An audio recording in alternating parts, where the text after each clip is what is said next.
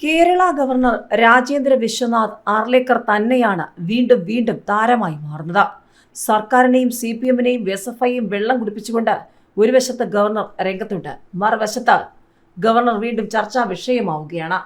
കഴിഞ്ഞ ദിവസങ്ങളിൽ ഉപരാഷ്ട്രപതിയെ സ്വീകരിക്കാനെത്തിയ ഗവർണർ ഉപരാഷ്ട്രപതിയെ സ്വീകരിക്കാനായി വിരിച്ച പച്ച പരവതാനി ശക്തമായ കാറ്റിൽ പറന്നുപോയപ്പോൾ ശരിയാക്കിയിടുന്ന ഗവർണർ ശ്രീ ആർലേക്കർ തന്നെയാണ് ഇപ്പോഴത്തെ ചർച്ചാ വിഷയം. ഉപരാഷ്ട്രപതി കൊച്ചിയിലെത്തിയപ്പോൾ സ്വീകരിച്ച ഗവർണറും മന്ത്രിയും. 2 ദിവസത്തെ സന്ദർശനത്തിനായി സംസ്ഥാനത്തെത്തിയ ഉപരാഷ്ട്രപതി ജഗ്ദീപ് ധൻഖറിന് കൊച്ചി രാജ്യാന്തര വിമാനത്താവളത്തിൽ ഗവർണറുടെ സ്വീകരണം.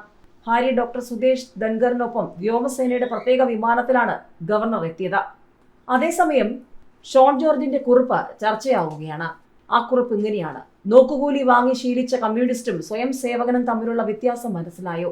ഉപരാഷ്ട്രപതിയെ സ്വീകരിക്കാനായി വിരിച്ച പച്ച പരവതാനി ശക്തമായ കാറ്റിൽ പറന്നുപോയപ്പോൾ ശരിയാക്കിയിടുന്ന ഗവർണർ ശ്രീ ആർലേക്കർ.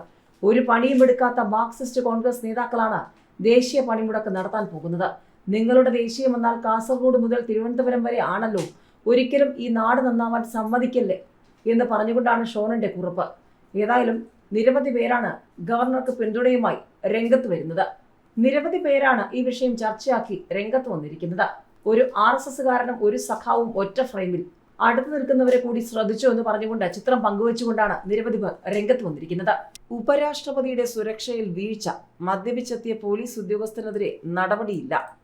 ഉപരാഷ്ട്രപതിയുടെ സുരക്ഷയ്ക്കായി നിയോഗിച്ച പോലീസ് ഉദ്യോഗസ്ഥൻ മദ്യപിച്ച് ഡ്യൂട്ടിക്കെത്തിയ സംഭവത്തിൽ അച്ചടക്ക നടപടി എടുക്കാതെ പോലീസ്.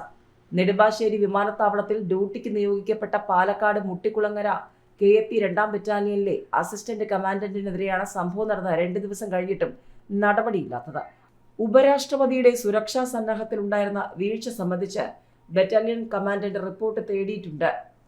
കഴിഞ്ഞ ഞായറാഴ്ച ഉപരാഷ്ട്രപതി എത്തുന്നതിന്റെ ഭാഗമായി ശനിയാഴ്ച മുതൽ നെടുമ്പാശ്ശേരിയിൽ ഏർപ്പെടുത്തിയിരുന്ന സുരക്ഷയുടെ ചുമതലയുണ്ടായിരുന്ന ഉദ്യോഗസ്ഥനാണ് മദ്യപിച്ചെത്തിയത്.